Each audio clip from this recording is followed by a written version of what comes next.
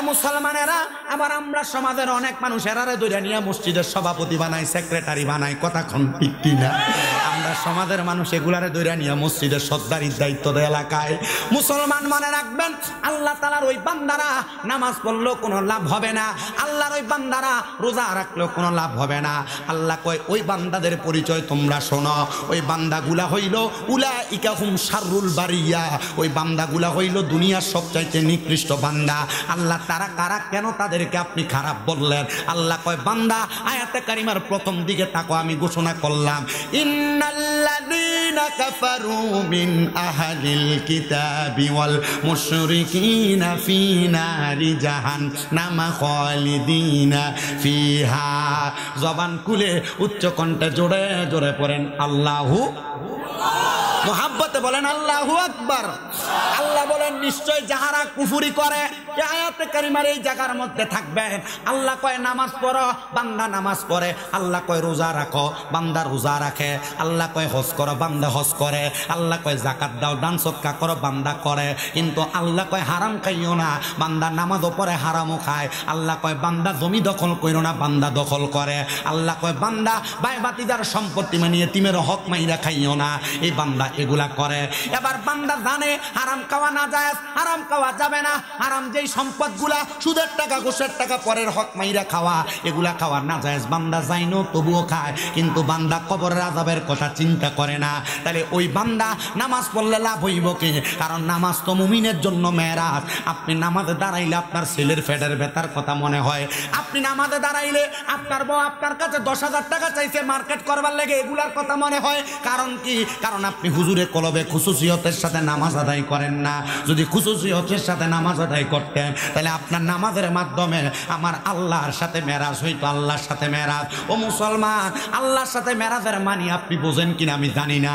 আল্লাহর নবী রাহমাতুল লিল আলামিন, নবীর মিশকাতুল মাসাবির কিতাবুস সালাত অধ্যায়ের হাদিস, নবী আমার বলেন, ও সাহাবায়ে কেরাম, তোমরা যখন নামাজ পড়বা এমন ভাবে নামাজ পড়বা যেন আমার আল্লাহকে দেখতে পাও। সাহাবায়ে কেরাম ডাক দিয়া ইয়া রাসূলুল্লাহ, ও গো মায়ের নবী, ও গো দয়ার নবী রাহমাতুল লিল আলামিন নবীজি, আমরা তো কোনোদিন নবীকে আল্লাহকে দেখি নাই। নবী গো, তাইলে আমরা নামাজকে আল্লাহর কাছে কবুল হয় না? আমার নবী কয়, ওয়ালা নাম, অবশ্যই তোমাদের নামাজটা কবুল হয়। নবী কেমনে কবুল হয়?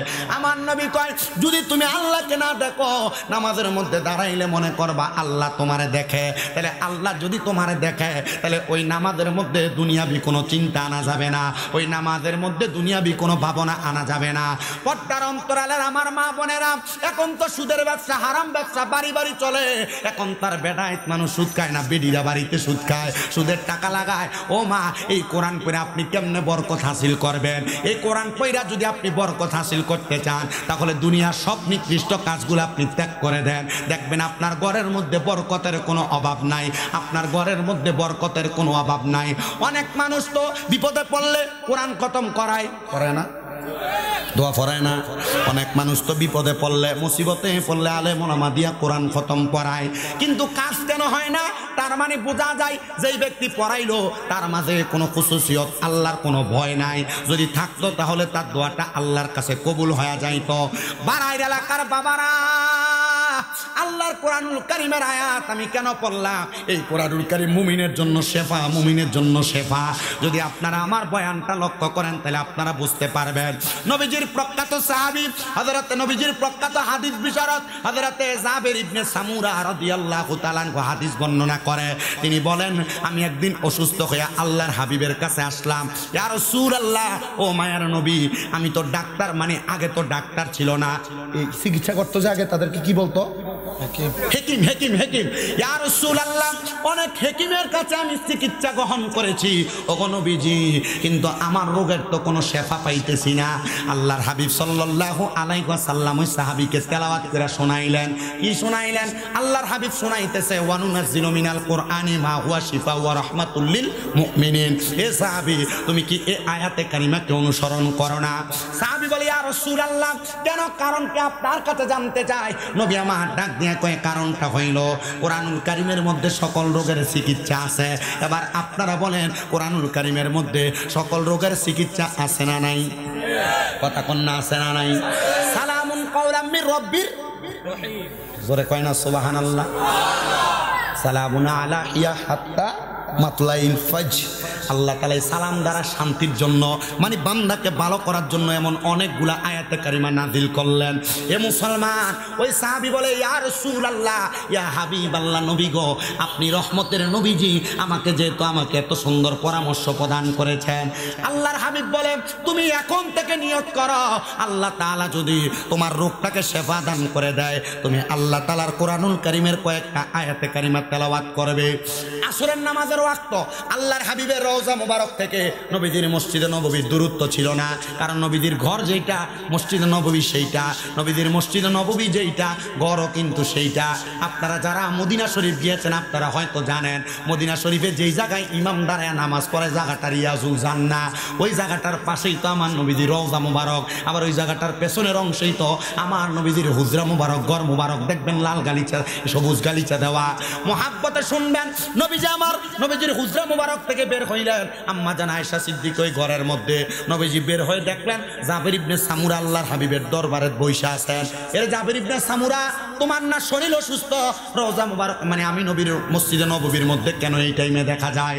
জাবির ইবনে সামুরা বলি, ইয়া রাসূলুল্লাহ, আপনি যেমন ভাবে বলেছেন আমি এমন ভাবে কোরআনুল কারীমের আয়াত তেলাওয়াত করেছি, আর আমি দেখলাম পবিত্র যোহরের নামাজ আদায় করার পরবর্তী সময় আমি যখন কোরআনুল কারীমের তেলাওয়াত করে আমি শান্তভাবে ঘুমাইলাম, ঘুম থেকে ওঠার পর আমি আমার শরীরটাকে সুন্দর পাইলাম, বড় আরামদায়ক পাইলাম। তার মানে বোঝা যায় এর জাবির ইবনে সামুরা, আমার আল্লাহ তাআলা এই কোরআনুল কারীম তেলাওয়াতের বরকতে তোমার অসুস্থতা দূর করে দিয়েছে।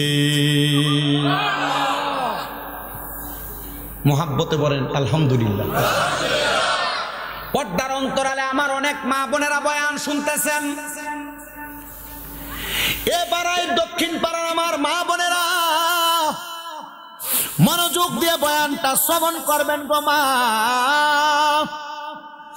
আগে আমার অনেক বয়স্ক বাবারা সকালবেলা বাড়ি ঘরের আনাচে কানাচে দিয়া ঘুরার সময় গুনগুন গুনগুন মা বোনদের কোরআন তেলাওয়াতের আওয়াজ শুনত, কিন্তু এখন আর কোরআন তেলাওয়াতের আওয়াজ শোনা যায় না। এখন মা বোনদের নাকের আওয়াজটা কিন্তু একটু বেশি শোনা যায়, ঘুমের আওয়াজ। কথা কন না?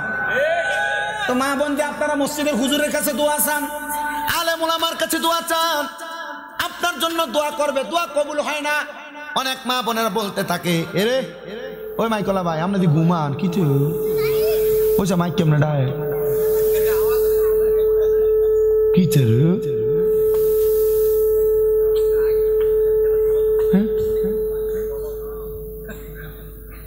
কোন সময় থেকে হুইসেল দিতেছে? আল্লাহ আমরা কবুল করুক, জোরে কোনা আমিন। তো আসতেনি কইছে নি কোনটা দিয়ে আমরা জোয়ান মানুষ, একটু জোরে কোনা আমিন। আস্তে কইলে যে সওয়াব হইব, জোরে কইলে সওয়াব হইব, মনে মনে কইলে একই সওয়াব হইব। কিন্তু আজকে মাহফিল না তেও না এ কিটা বাড়ায়। অনেক মহিলারা কিন্তু আজকে যে জামাইরে দাওয়াত দিছে, দেশি মুরগা জব কইরা খাওয়াইয়া তো বাবা যাইস না, শীত ঘরে বই বই ওয়াজ শোনো, মাইকের আওয়াজ তো আইয়ে এরা আর মাহফিলে ফাটাইছে না। আর অনেকে চিন্তা করে মাইকের আওয়াজ তো ঘরে আইয়ে ওয়াজ আর হেন যাই হইনাম কিতাম, আমরা ঘরে বইয়ে হইনা লাই। ঠিক আছে না?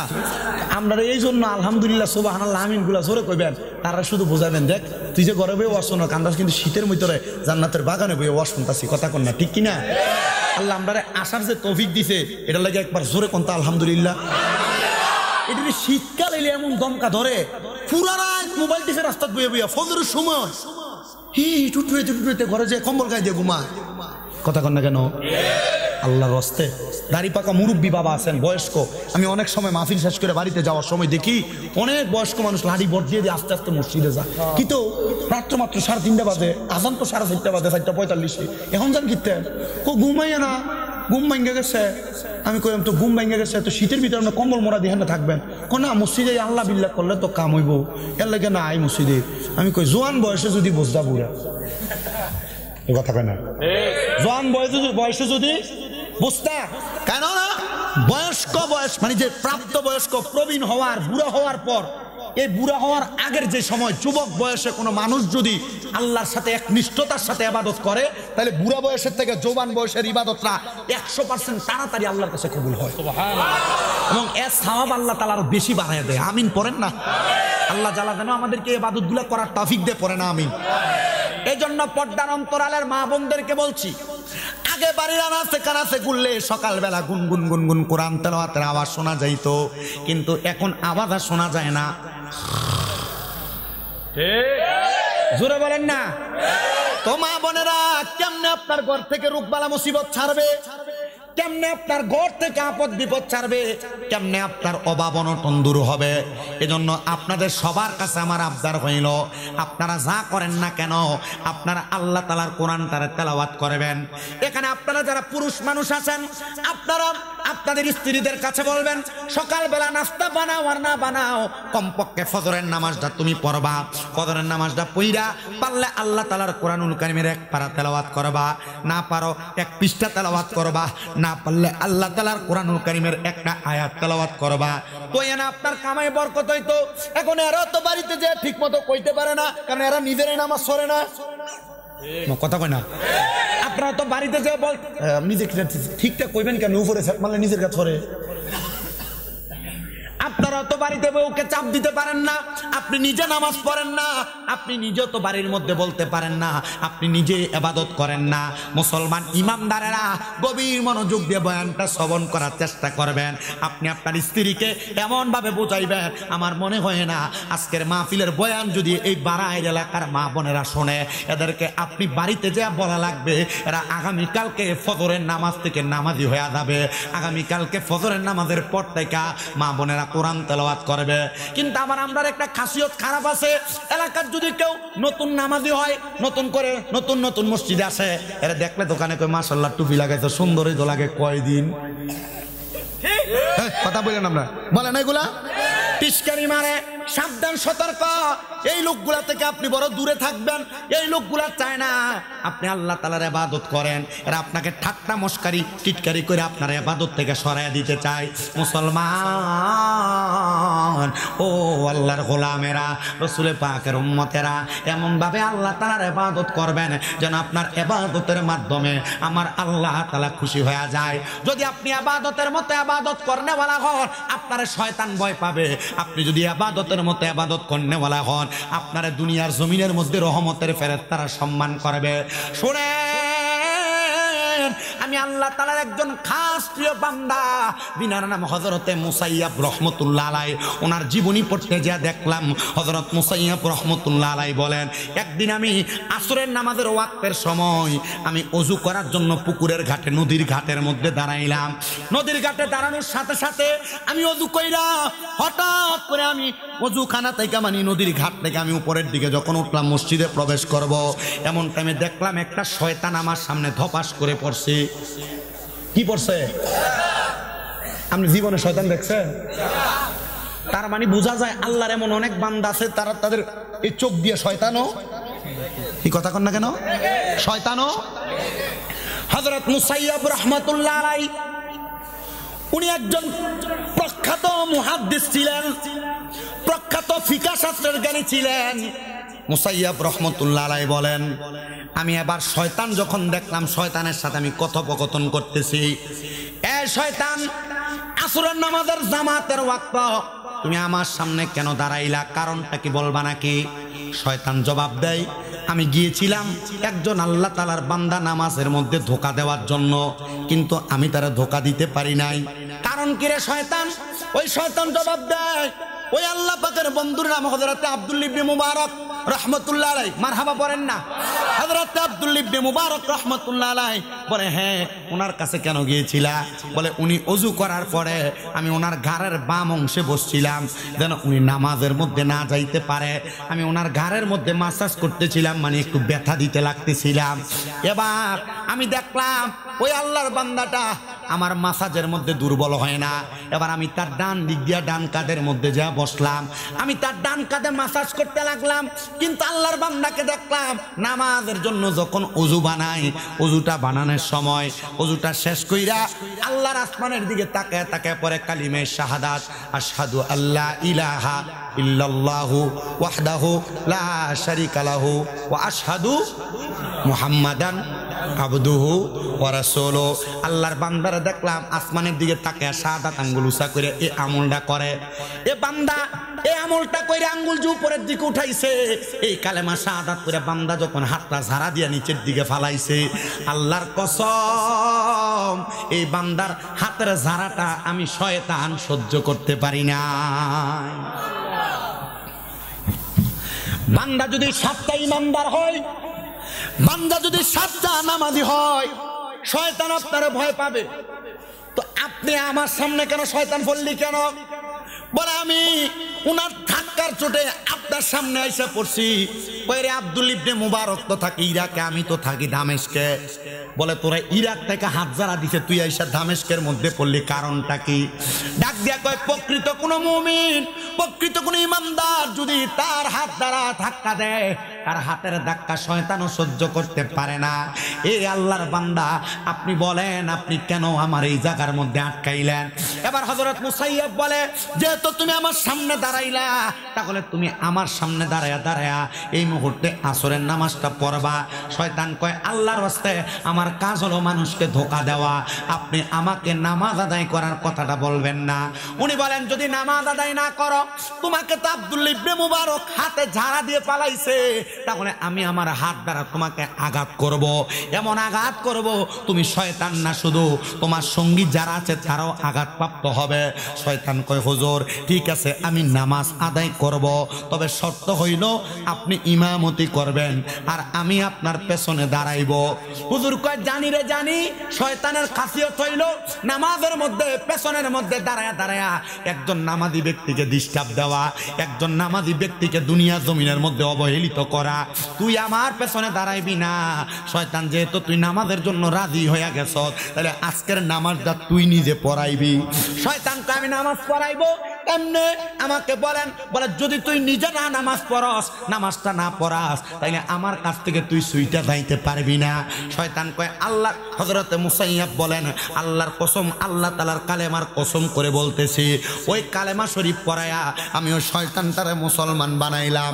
আমি আমার আল্লাহর কাছে দোয়া করলাম, আল্লাহ, যে শয়তানগুলা মানব সমাজের মুমিনদেরকে ধোঁকা দেয়, যে শয়তানগুলা মানব সমাজের মুমিনদেরকে ভালো কাজের মধ্যে বাধাগ্রস্ত করে, আপনি একটু এদেরকে হেদায়েত দান করেন।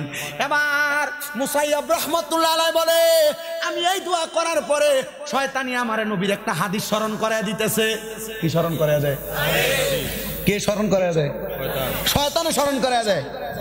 শয়তানি আমার হাদিস স্মরণ করায় দেয়। আমার বলতেছে, আপনি বলতেছেন যারা মুমিনদেরকে ভালো কাজে বাধা দেয়, আপনি বলতেছেন এদের থেকে, শয়তান থেকে মানুষকে যেন আল্লাহ হেফাজত করে।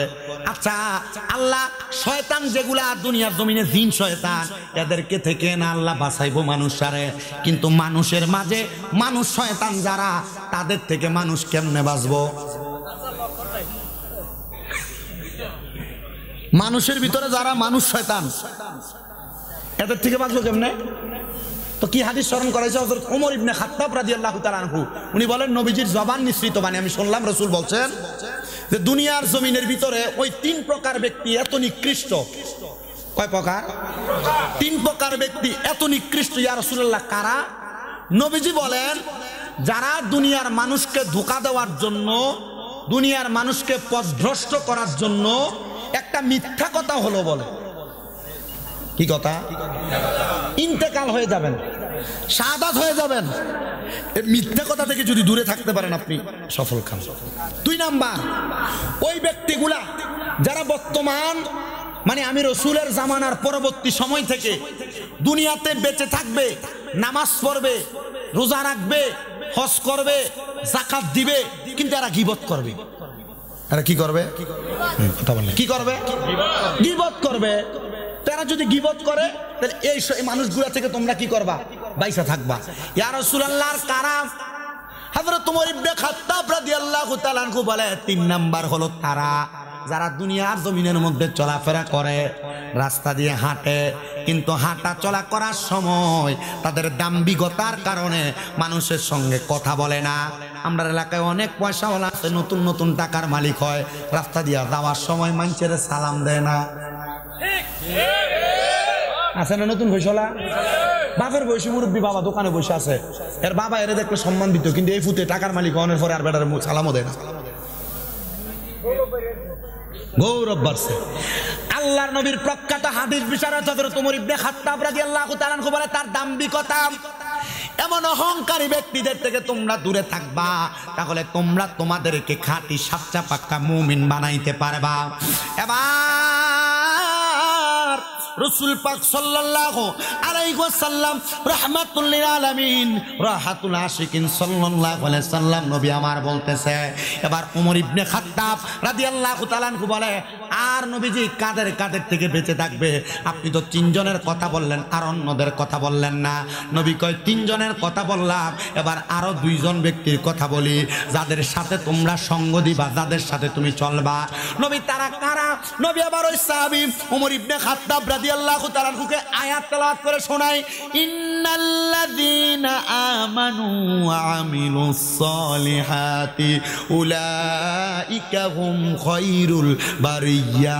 জবান খুলে উচ্চ কণ্ঠে জোরে জোরে পড়েন আল্লাহু আকবার। সাহাবী বললেন, ইয়া রাসূলুল্লাহ, বুঝতে পারলাম। আপনারা বুঝছেন কি? তা বুঝছেন না? বুঝলে তো আসে, ওই হুজুর বুঝছে। আপনারা তো আলেম মানুষ, নিচে বলে খারাপ লাগে না, ফালু করে চলে আসেন। আলেম ওলামারা বুঝছেন। বলে কি বুঝছেন? নবী সাহাবী ওনারা তো লিসানুল আরব, ওনারা কি লিসানুল আরব, আমরা আজমি। উনি বলেন, ইয়া রাসূলুল্লাহ, বুঝতে পারলাম। আল্লাহর হাবিব সাল্লাল্লাহু আলাইহি ওয়াসাল্লাম নবী আমার ডাক দিয়ে বলে, ইন্নাল্লাযীনা আমানু, যারা ঈমান এনেছে, ওয়া আমিলুস সালিহাত, যারা নেক আমল করে, উলাইকা হুম খায়রুল বারিয়া, এ দুনিয়ার মানুষ, এরাই হইল দুনিয়ার সবচাইতে ভালো মানুষ। কি মানুষ? জোরে জোরে জোরে জোরে। এরা হইল দুনিয়ার সবচাইতে ভালো মানুষ। তোমরা এদের সাথে থাকবা, এদের সাথে চলবা। তা আপনি কোন বন্ধুর লগে চলেন? এই বন্ধু সিগারেট খায়, এ বন্ধু গাঁজা খায়, এ বন্ধু ইয়াবা সেবন করে, এ বন্ধু দুনিয়ার যত বাজে বাজে কাজ আছে এই কাজগুলা করে। এবার বলেন, এমন বন্ধু পরিত্যাগ করার দরকার আছে না নাই? কিন্তু না, আপনারা এগুলা করেন না। এমন নেশাখোর, ইয়াবাখোর, গুন্ডা, ক্যাটার সেটার, এদের সাথে আপনার সম্পর্ক ভালো। এবার শুনেন, আল্লাহর হাবিব সাল্লাল্লাহু আলাইহি সাল্লামের প্রখ্যাত হাদিস বিশারদ হযরত আবু সাঈদ খুদরী রাদিয়াল্লাহু তাআলা আনহু বলেন, আমি আমার নবীজির জবান মুবারকের মধ্যে বলতে শুনলাম, নবী আমার বলেছে, কেউ যদি তার শক্তি বাড়ানোর জন্য, তার ক্ষমতা বাড়ানোর জন্য কোনো অত্যাচারী ব্যক্তি, কোনো জালেম ব্যক্তির সাথে সম্পর্ক রাখে, আল্লাহর কসম তারা আমাদের দলভুক্ত নয়, তারা আমাদের দলের মানুষ নয়, তারা আমি নবীর দলের মানুষ নয়। তার মানে বোঝা যায়, ক্যাটার গুন্ডা নেশাখোরের সাথে যদি সম্পর্ক রাখে, নবী কয় এরা আমার দলের না, মানে নবীর দলের না। এটা তো আসলে মুসলমান হই। অনেকে আছে না, দেখবেন গুন্ডা ক্যাটারের সাথে সম্পর্কটা ভালো, কি লেগে? আমি এলাকা ঝামেলাটা হইলে মোটামুটি ফোন টোন দিলে আমার লাগে আমার পক্ষ কাম করবো। আল্লাহর দোহাই, এদের সাথে যাদের সম্পর্ক থাকবে, রাসূল বলছেন তার নিজের শক্তি মনোবল বাড়ানোর জন্য এমন বাজে লোকের সাথে যে ব্যক্তি সম্পর্ক থাকে, এই ব্যক্তি আমাদের দলভুক্ত, নবীর দলভুক্ত না হইলে মুসলমানই তো না। কথা কন না কেন? জোরে কন। আপনি যে বন্ধুর সাথে চলেন, সিগারেট খায়, খানা আছে না? আমি আমার সাথে চলাম, অনেক পোলাপান আমার সাথে একসাথে দাখিল পরীক্ষা দিয়েছে, মানে আমি যে মাদ্রাসায় দাখিল পরীক্ষা দিয়েছি, আমার সাথে একসাথে পরীক্ষা দিয়েছে 57 জন থেকে 63 জন পোলাপানের মতো। এর মধ্যে একটা ফলো আলেম হয় নাই, মানে হুজুর হয় নাই। দাখিল দেওয়ার পর কেউ বিদেশ, কেউ কাজকর্ম করে, কেউ ব্যবসা বাণিজ্য করে। তো আমি মাঝে মাঝে আমার বাড়ি থেকে আসা যাওয়ার পথে আমার ক্লাসমেট যারা, তাদের মধ্যে কয়েকজনকে দেখে রাস্তা দিয়ে ওপেনলি সিগারেট টানে। আমি একদিন রাত্রবেলা 1:30-2টা বাজে আমার এই ক্লাসমেট তার সামনে দাঁড়াইলাম, সে আমাকে দেখে সিগারেট ফালাইয়া পাও দিয়ে তারা দেখতাছি ফিসা ফেলাইতেছে। আমি তারা জিগাইলাম, এটা তো তোর টাকা দিয়া কিনা, এটা খাইয়া শেষ করতি, নচেত তো তোর টাকাটা নষ্ট হইলো। কত দিয়া? কই এটার দাম 6 টাকা। আমি বললাম, বালা কথা, এটা কই শিখলি ভাই? আরে কইস না তো, তার লগেরই আমরা ক্লাসমেটে, তার নাম করছি। তো একদিন ক, তুই খাচ্ছা, ঠিক আছে, আজকে একটা টান দিয়েছা, আজকে একটা। আমি বললাম, তো ঠিক আছে, তোর একদিন টান দিয়ে খাওয়াইছে, তো এখন কেন খাস? কয় এর পরে একদিন আম্মার লগে ঝগড়া করে আইসা সিগারেটটা ধরে দেখছি, ভালোই লাগে। এমন সমাজের মধ্যে আপনাদেরকে যারা যারা এমন বাজে কাজের আদেশ করে, যারা সিগারেট খায় এমন কয়েকটা উদাহরণ দেখলাম, এগুলা অন্য কোনো কারণ না, সঙ্গ দোষের কারণে অঙ্গ নষ্ট হয়েছে। যে কোনো বন্ধুর কথা শুই না এক টান দিয়ে এখন এটা ভুক্তভোগী হয়ে গেছে গা। এমন বন্ধু যদি থাকে এদেরকে আপনি পরিত্যাজ্য করবেন, এদের থেকে দূরে থাকবেন, এদের থেকে দূরে থাকবেন। বলে হুজুর কারণ কি? কারণ হইল আল্লাহর হাবিব মুহাম্মাদুর রাসূলুল্লাহ বলে, তোমরা যদি দুনিয়ার জমিনের মধ্যে নিজেকে ভালো বানাইতে চাও তাহলে দুই প্রকার ব্যক্তির সাথে চলো। এক প্রকার ব্যক্তি হলো ইমানদার, এক প্রকার ব্যক্তি হলো সলে বান্দা, যারা নেক আমল করে। কোন ইমানদার? সবাই তো ইমানদার দাবি করে, আছে না ইমানদার বড় মুমিন, দাড়ি শেভ কইরা ক্লিন শেভ কইরা একবার অবস্থা টাইট, আছে না এমন ইমানদার? আব্বা মনে কষ্ট নিয়েন না, যাদের দাড়ি শেভ করেন। আপনারা আমি একটা উদাহরণ দিব, যদি আপনার ভাল লাগে আপনি রাখবেন, না লাগলে রাখবেন না। এই ইমানদারেরা চিন্তা করবেন আপনি আল্লাহ তাআলার কাছে মিথ্যাবাদী হিসেবে প্রমাণিত হবেন, কারণ আপনি ইমানদার দাবি করেন, আপনি ইমানদার না। আপনার চলার খাসিয়ত না। যদি আপনি ইমানের দৌলতে ধনী হইতেন, আল্লাহর কসম রে মুসলমান, আপনি কোনোদিন ইমানের দৌলতে ধনী হইলে দাড়িতে খুল লাগাইতেন না। এরা ইমানদার দাবি করে, ভাই মারা গেছে মানে মা বাবা মারা গেছে, বোনের সম্পদ বুঝিয়ে দেয় না, এমন অনেক ইমানদার হই আছে। এরা ইমানদার দাবি করে, 5 ওয়াক্ত নামাজ পড়ে, কিন্তু ভাই মারা যাওয়ার পরে ভাই ভাতিজাদের জমিগুলা বুঝিয়ে দেয় না। এরা ইমানদার দাবি করে। ওই ইমানদারেরা, তোমরা তো ইমানদার না, তোমরা তো বেঈমান, কারণ তোমাদের চলার খাসিয়ত ভালো না, তোমাদের চলাফেরার পথের কাজ ভালো না। এবার আপনাদের মনে প্রশ্ন জাগতে পারে, কারা কারা ইমানদার আসেন? এবার ইমানদারের পরিচয় জানি, আমার সাথে সবাই পড়েন, আমানতু বিল্লাহি ওয়া মালাইকাতিহি ওয়া কুতুবিহি ওয়া রাসূলিহি ওয়াল ইয়াউমিল আখিরি ওয়াল কদরি খাইরিহি ওয়া শাররিহি মিনাল্লাহি তাআলা ওয়াল বাসি বাদাল মাউত। 7টা বিষয়ের প্রতি ঈমান আনা লাগবে। এই 7 বিষয়ে সব মুসলমান এক। 7 বিষয়ে সব মুসলমান এক। কিভাবে? আল্লাহর প্রতি ঈমান আনবেন। আপনি ইমানদার দাবি করেন, আল্লাহ একজন, আল্লাহ ছাড়া কাউকে সেজদা দিবেন না, আল্লাহ ছাড়া কারোর কাছে কোনো কিছু চাইবেন না। এক কথায় আল্লাহ যা বলেছেন আল্লাহর সব আদেশকে মাইনা এক আল্লাহতে বিশ্বাস করা, এরা হলো আল্লাহর প্রতি ইমানদার। ও মালাইকাতি, ফেরেশতাদের প্রতি ঈমান। আল্লাহ তাআলার ধারক বাহক, আল্লাহ তাআলার দুনিয়ার জমিনের মধ্যে ওহী প্রেরণের ধারক বাহক, বার্তাবাহক দ্বারা, এবং বান্দাকে পর্যালোচনা করার জন্য, পর্যবেক্ষণ করার জন্য যে ফেরেশতারা, এরা হলো দুনিয়ার জমিনের মধ্যে আল্লাহ তাআলার ধারক বাহক, আল্লাহ তাআলার ওহীর ধারক বাহক। এদের প্রতি বিশ্বাস করা, আমাদের ভালো এবং মন্দের হিসাবগুলো তারা লিখে রাখেন, এই 2টা জিনিসের প্রতি বিশ্বাস রাখা। 3 নাম্বার, ওয়া কুতুবিহি, কিতাবের প্রতি বিশ্বাস করা। কোন কিতাবের প্রতি?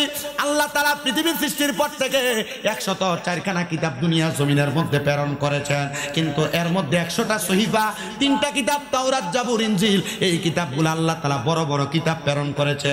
কিন্তু আল্লাহ তাআলা আখিরি নবী মুহাম্মদুর রাসূলুল্লাহ সাল্লাল্লাহু আলাইহি ওয়াসাল্লাম নবীজির উপরে যে কোরআন নাজিল করেছে, এই কোরআনের আইনের মাধ্যমে আল্লাহ যা আদেশ করেছে তা মানা, যা নিষেধ করেছে তা বর্জন করা, এগুলা হইল কিতাবের প্রতি ঈমান। জোরে পড়েন সুবহানাল্লাহ। তো কিতাব বলে ভালো কাজ করা, আপনি করেন মন্দ কাজ। এই লোকগুলা আপনার কাছে কি মনে হয় এগুলা জান্নাতে যাবে? আপনার কাছে মনে হয় এই লোকগুলা ইমানদার হয়ে মারা যাবে? না না না, মুসলমান মারা যাবে না।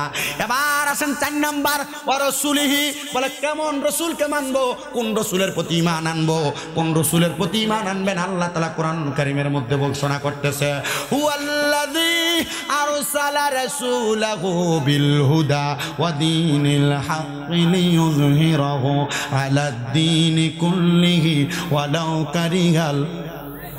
মারহাবা কন্যা নাই, একজন দুইজনও নাই। ওয়ালাউকারিয়াল মুশরিকুন আছে, কাফিরুন আছে, 2 জায়গায় 2 কথা।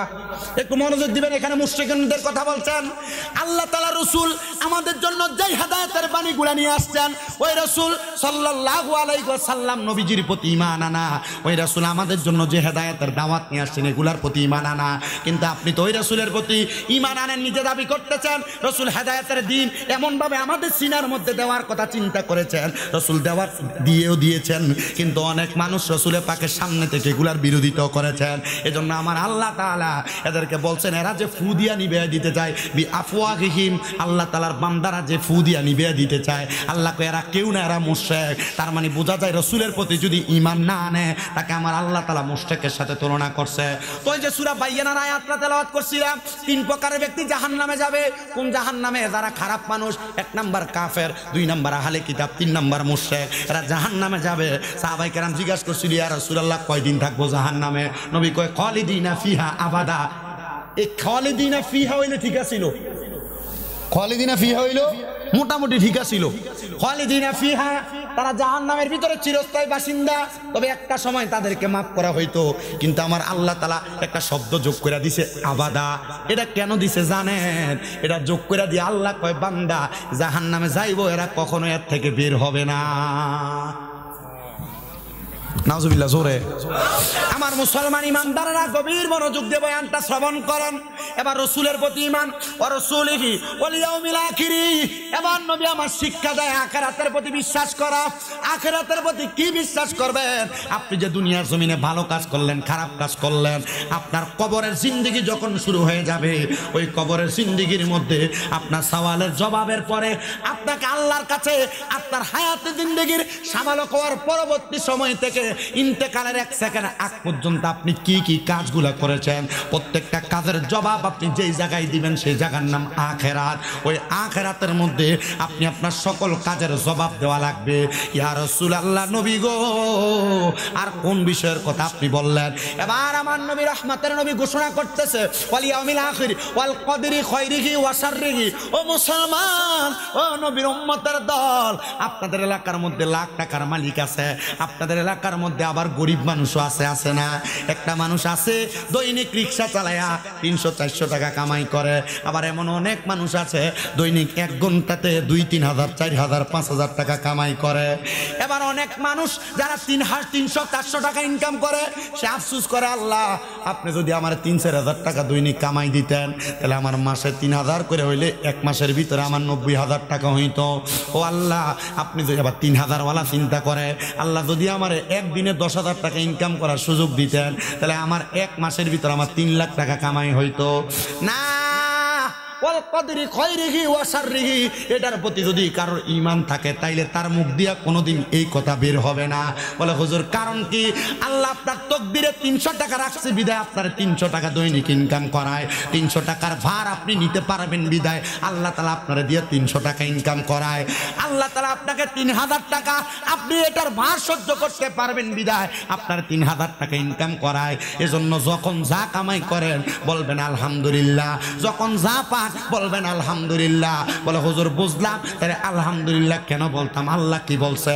আল্লাহ কয় লা ইউকাল্লিফুল্লাহু নাফসান ইল্লা উসাহা। আল্লাহ কয় বান্দা আমি আল্লাহ কারোর সাধ্যের বাহিরে কোনো কিছু চাপাইয়া দেই না। আপনি যা বহন করতে পারবেন আপনারা তা বহন করাইছেন আল্লাহ, আপনি যা পারবেন না আপনারা তা দেয় নাই। মুসলমান, একটা ছোট বাচ্চা মাত্র 6-7 বছর বয়স, 50 কেজি একটা চাউলের বস্তা দিলাম তার মাথায়, পারবনি?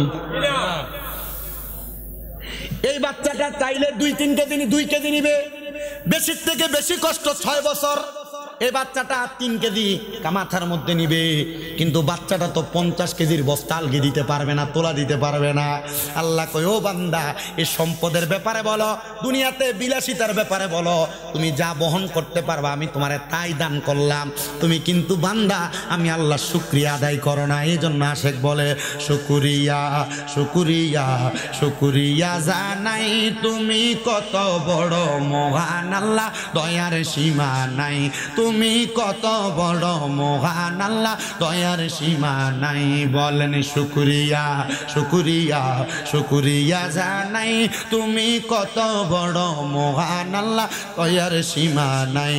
তুমি কত বড় দয়ার সীমা নাই তুমি পাহাড় ভাঙ্গা সাগরে করো সাগরে বইরা নগরে করো পাহাড় ভাঙ্গা সাগরে করো সাগরে বইরা নগরে করো ধনীরে গরিবি বানাও ফকিরকে বাদশাহ বলেন ধনীরে গরিবি বানাও ফকিরকে বাদশাহ শুকরিয়া শুকরিয়া শুকরিয়া জানাই তুমি কত বড় মহান আল্লাহ দয়ার সীমা নাই তুমি কত বড় মহান আল্লাহ সীমা নাই আল্লাহ তোমার দয়ার নাই পারাপার ও মহান আল্লাহ পরওয়ার তোমার দয়ার নাই পারাপার ও মহান আল্লাহ পরওয়ার দয়া বরা তামাম জাহান যেদিকে তাকাই শুকরিয়া শুকরিয়া শুকরিয়া জানাই তুমি কত বড় মহান আল্লাহ